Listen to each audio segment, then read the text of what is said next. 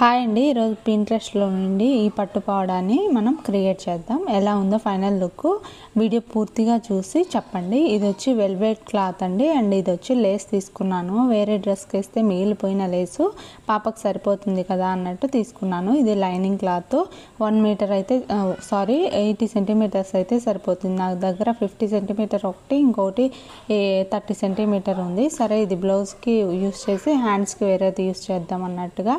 ఇది ఆల్రెడీ చెప్పాను కదా, ఉక్సుల్ పార్ట్ అండ్ కాజల్ పట్టు మళ్ళీ సపరేట్గా తీసుకోకుండా ఇలా 1 ఇంచ్ ఇచ్చేసి ఇవి ఖర్చులు ఎక్స్ట్రా అంటే హెచ్చు తగ్గులుగా ఉన్నాయని స్ట్రైట్ చేసుకోవడానికి కట్ చేసేసుకున్నాను. బ్లౌజ్ యొక్క లెంత్ వచ్చి నేను 13 ఇంచెస్ తీసుకున్నాను. ఇది వచ్చి 3 ఇయర్స్ బేబీకి అండి. 3 to 4 ఇయర్స్ వరకు సరిపోతుంది. ఇంకా మనము వెయిట్ దాన్ని బట్టి కొలతలు అనేది అడ్జస్ట్ చేసేసుకుంటే సరిపోతుంది. ఈ కింద ఉక్సుల్ పట్టి కాజల్ పట్టి తీసుకున్నాం కదా, అటు సైడ్ నెక్ తీసుకోవాలి అండ్ ఇటు సైడ్ వచ్చి షోల్డర్ తీసుకోవాలి. నెక్ వచ్చి 2 ఇంచెస్ తీసుకున్నాను, షోల్డర్ కూడా సేమ్ 2 ఇంచెస్ తీసుకున్నాను. ఇది సేమ్ అదే విధంగా కిందికి నెక్ వీ నెక్ పెట్టుకోవాలనుకుంటున్నాను. ఫోటోలో చూపించాను కదా, వీ నెక్ వచ్చింది. సో వీ నెక్ కోసం నేను 4 ఇంచెస్ తీసుకున్నాను, కింద 2 ఇంచెస్ తీసుకున్నాను. సేమ్ పైన ఎంత తీసుకున్నానో కింద కూడా అంతే తీసుకున్నాను. ఇప్పుడు వచ్చి షోల్డర్ అండి. షోల్డర్ వచ్చి నేను 4.5 ఇంచెస్ తీసుకున్నాను. 4 ఇంచెస్ అయినా తీసుకోవచ్చు. నేను 4.5 ఇంచెస్ తీసుకున్నాను. ఇలా బాక్స్ షేప్ లాగా గీసుకుంటే మనకు షోల్డర్ అనేది పెట్టుకునేటప్పుడు నీట్గా వస్తుందని. బేబీ యొక్క చెస్ట్ వచ్చి 11 ఇంచెస్ ఉంది, అంటే మొత్తం 22 ఇంచెస్ ఉంది. దాంతో by 4 చేస్తే 5.5 ఇంచెస్ వచ్చింది. అండ్ నడుము వచ్చి 10 ఇంచెస్, అంటే దాన్ని 20 ఇంచెస్, దాన్ని డివైడెడ్ by 4 చేస్తే 5 ఇంచెస్ వస్తుంది. ఆ 5 ఇంచెస్ ఇక్కడ మార్కింగ్ చేసేసుకున్నాను. ఇక్కడ 1 ఇంచ్ వచ్చి డాట్స్ కోసము, అండ్ ఇక్కడ 1.5 ఇంచ్ వచ్చి ఖర్చు కోసం. సేమ్ కింద కూడా అదే విధంగా ఖర్చు కోసం 1.5 ఇంచెస్ వదులుకున్నాను.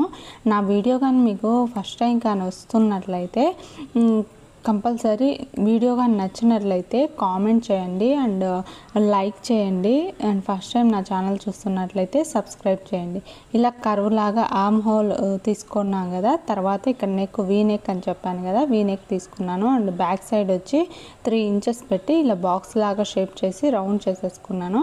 ఇక్కడ మనము కింద చూస్తే వీ షేప్లో, అంటే కింద నడుం దగ్గర కొంచెం పైకి వచ్చినట్టు స్టార్ లాగా అలా వచ్చినట్టు వచ్చింది. సో అందుకోసం ఇలా పైకి 1 ఇంచ్ మార్కింగ్ చేసుకొని ఇలా క్రాస్గా మార్కింగ్ చేసుకుంటున్నాను.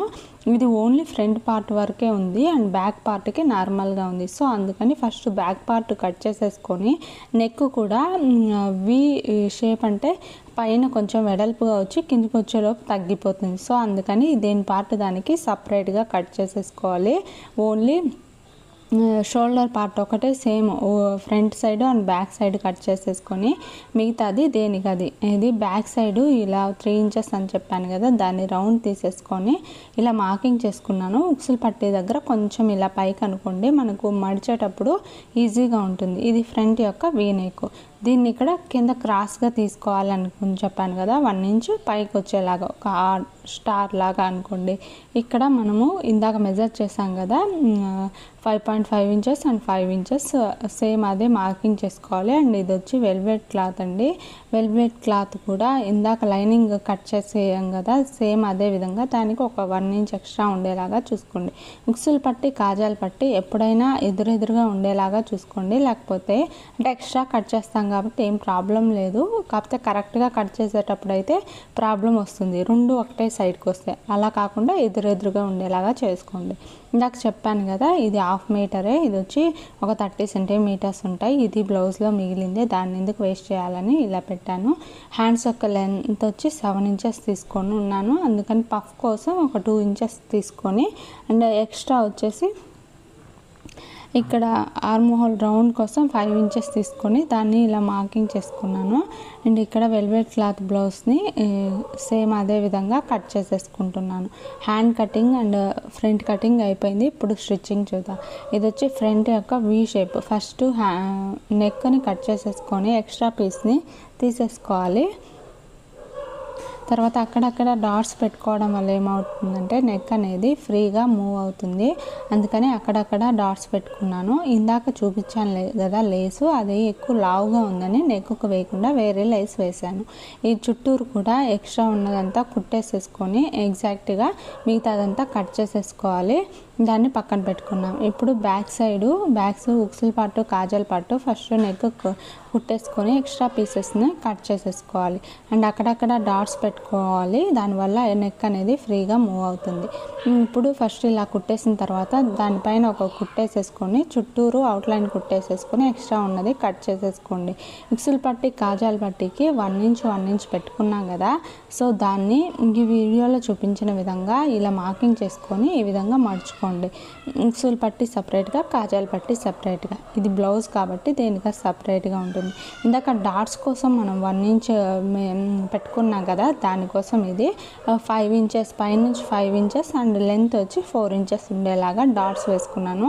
ఆ ఫ్రంట్ అండ్ బ్యాక్ 2 సైడ్లు డాట్స్ వేసేసుకున్నాను. సేమ్ అదే విధంగా 5 ఇంచెస్ అండ్ 9 ఇంచెస్ దగ్గర పెట్టుకొని ఇలా డాట్స్ వేసుకోవడం వల్ల వచ్చేసింది. తర్వాత కింద మనము తిరగదిప్పి కుట్టుకోలేదు కదా, సో అందుకని దీనికి క్రాస్ పీస్ వేసుకుంటున్నాం. మనం మామూలుగా బ్లౌజ్కి వేస్తాం కదా నెక్ కలా క్రాస్ పీసు, సేమ్ అదే విధంగా క్రాస్ పీసు వేసాను.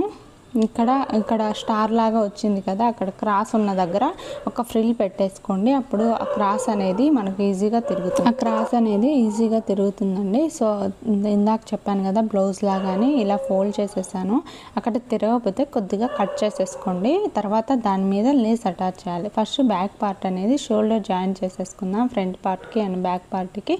తర్వాత హ్యాండ్స్ అవుట్లైన్ కుట్టేసేసుకొని కింద ఇలా ఫోల్డ్ చేసేసుకుందాం. దీనికి కూడా లేసేసుకుందాం, ఎందుకంటే నెక్కి కింద నడుముకు వేస్తున్నాం కదా, హ్యాండ్స్కి వేస్తే బాగుండదు. ఇందాక చెప్పాను కదా 2 ఇంచెస్ వరకు ఫ్రిల్ కోసం వదులుకున్నాను, మిగతాది నెక్ పెట్టేసుకున్నాను. హ్యాండ్ లూజ్ ఎంత ఉందో అని ఆ ఫ్రిల్ పెట్టేసుకొని ఇలా జాయిన్ చేసేసుకున్నాను. ఇప్పుడు కింద ఫస్ట్లో చూపించాను కదా మీకు ఈ లేస్ వేసేసుకున్నాను. ఈజీగా మన ఇంట్లో ఉండే వాటితోనే మంచి డిజైనర్ ఫ్రాక్ లాగా, డిజైనర్ పావడాలాగా స్టిచ్ చేయొచ్చు. ఈ వీడియో అన్నీ నా ఛానల్లో ఉన్నాయి, కావాలంటే ఒకసారి చెక్ చేయండి. చాలా నిదానంగా నీట్గా చెప్పాను. దానిపైన కూడా ఇంకొక స్టిచ్ వేసుకోవాలి, ఎందుకంటే లేస్ అనేది ఇటు సైడ్కి రాకుండా ఉంటుంది, అందుకని. తర్వాత అయిపోయింది కదా, ఇప్పుడు నెక్ పార్ట్కి ఈ లేస్ తీసుకున్నాను, అది ఎక్కువ ఉంది గుచ్చుకుంటుంది అనే కాన్సెప్ట్తో. దీన్ని కూడా ఈ సమోసా మోడల్ ట్రయాంగిల్ షేప్లో ఉంటుంది కదా, సేమ్ అదే. ఇక్కడ వీ షేప్ వచ్చిన దగ్గర ఇక్కడ ఒక ఫోల్డ్ వేసేసుకొని కుట్టేసుకోవాలి. ఇది కూడా ఒకవేళ గుచ్చుకున్నట్టుంటే ఇందాక మనము నడుము దగ్గర వేసాం కదా మామూలు బ్లౌజ్కి వేసినట్టు ఒక క్రాస్ పీసు, సేమ్ అదే విధంగా క్రాస్ పీస్ వేసేసుకొని హెమ్మింగ్ చేసుకోండి, లేదంటే ఒక కుట్టేసేసుకోండి. చిన్న పిల్లలు కదా గుచ్చుకోకుండా ఉంటాయి. ఫైనల్గా అయితే నెక్ జాయింటింగ్ అయిపోయింది. ఇప్పుడు లేస్ అనేది మనం హ్యాండ్స్కి వేసేద్దాం. హ్యాండ్స్ కూడా వేసేసుకున్నాం. ఇప్పుడు మనము ఇందాక ఎంతైతే కింద ఉక్సులు పట్టి బ్యాక్ సైడు కింద కుట్టేసేసుకొని ఇప్పుడు మనం జాయింట్ చేద్దాం. ఇక్కడ 4 ఇంచెస్ తీసుకున్నాను నేను లూజ్ వచ్చేసి. మీరు బేబీ ఎంత వెయిట్ ఉందో ఎంత లూజ్ ఉందో హ్యాండ్ యొక్క లూజు అంత తీసేసుకోండి. దానికన్నా ఒక 1/2 ఇంచ్ ఎక్కువ పెట్టుకోండి, ఎందుకంటే చిన్నపిల్లలు కదా ఫ్రీగా ఉంటాయి. ఫైనల్ అవుట్పుట్ అయితే ఇలా వచ్చింది. Thank you for